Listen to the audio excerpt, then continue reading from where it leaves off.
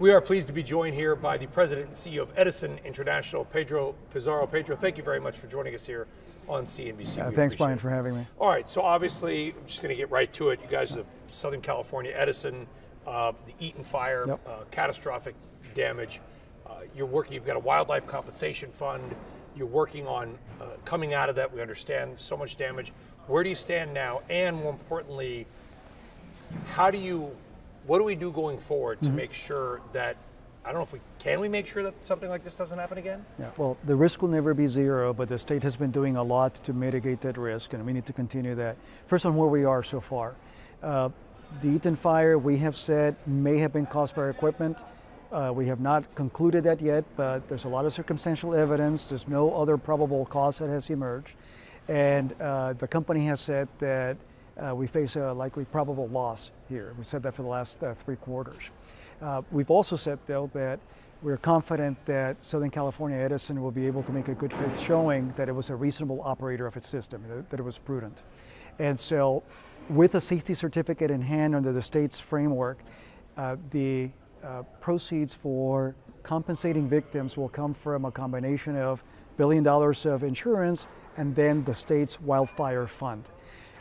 Where we're focused on right now is continuing the investigation, but maybe more importantly, rebuilding our grid in that community and helping support victims. And 2 weeks ago, Brian, SCE launched its Wildfire Recovery Compensation Program. It's a direct claims program where it's voluntary, but people who have been impacted by the Eaton fire can proceed directly to file a claim with us. There's an expedited fast pay procedure.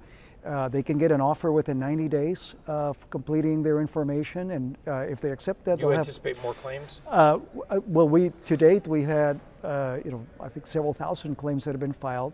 In this program, there's over 18,000 properties that are eligible. So we went out and we engaged the folks who designed the 9/11 fund, Ken Feinberg and Camille Byros, to provide support on this.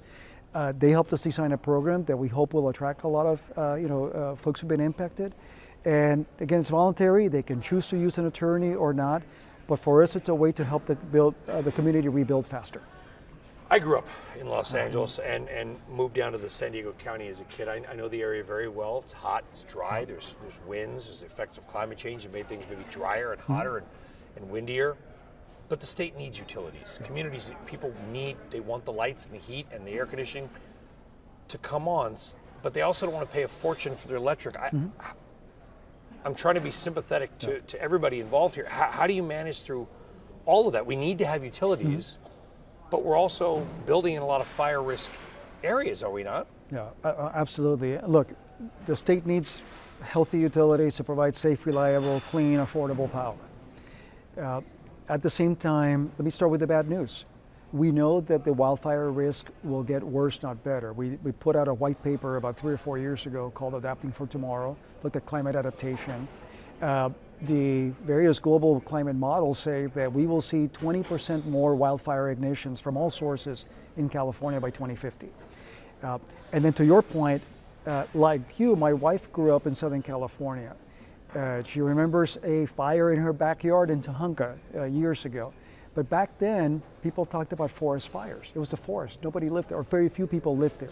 Today, it's a wild and urban interface. You've seen lots of development up into high-risk canyons, right, because of the cost of real estate. So the good news is that the state has been working with utilities, with others over the last several years to find better ways to mitigate that risk. In the case of Southern California Edison, we've been redesigning the airplane while flying it since 2017, 2018. And so, for example, Brian, across SCE's 50,000 square miles territory, 27% of that is high fire risk. In that high fire risk area, there are 17,000 miles, give or take, of distribution wire. That have to be there. That have to be. They're there already. Of those, about 7,000 were already underground, but 10,000 were overhead bare wire. Since then, till now, SCE has already replaced 6,800 of those miles with insulated wire, covered conductor. That's very effective at helping to mitigate wildfire risk. By the end of this year, 90% of all those wires will have been hardened. SCE has been adding other equipment like fast-acting fuses that can respond if there's an issue on the system, high-definition cameras to spot a fire, weather stations and supercomputer models to help do forecasting and also identify the highest risk areas that need to be hardened. What can the state do? What can the state do? Because it seems like an impossible combination. We need utilities, we need electricity, we know that. Yeah. We're in more high-risk areas. Climate change is making things worse. Is there anything the state can do so we can have power but have it safely, because we don't want to have any more, we're going to have more, we don't want to have any more of these devastating, catastrophic fires. So, what can the state do? So yes, it's been doing some things and it's going to do more. The things it's done, set up, in fact, AB 1054 was a law in 2019. It set up clear rules for what utilities need to do in terms of wildfire mitigation plans. If you have one, you have a safety certificate that then allows you to access a wildfire fund, wildfire insurance fund, if in spite of everybody's best efforts there's a catastrophe. It set up some liability caps for utilities where we are held accountable if we're not prudent, but there's also limited exposure that helps to strike that balance between accountability but maintaining financially healthy utilities. Now what the state is going to be doing moving forward, recently has passed a law this year, SB 254.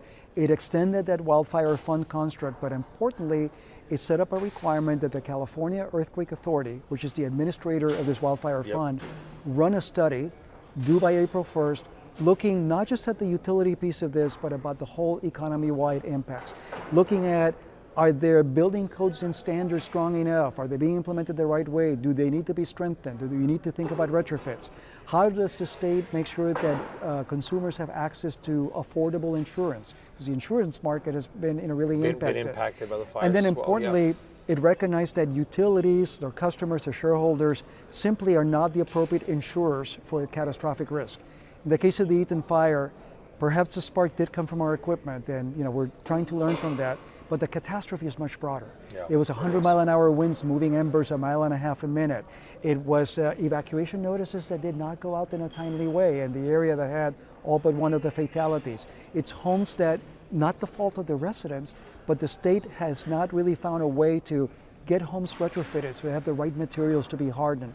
So this study is going to be looking at all of this across the economy, and importantly, how to pay, how to allocate these costs beyond utilities. It is a very difficult situation for so many involved, but we do appreciate you speaking to us frankly and fairly. Pedro Pizarro, Edison International, thank you very much for joining us here at the EEI Financials Conference.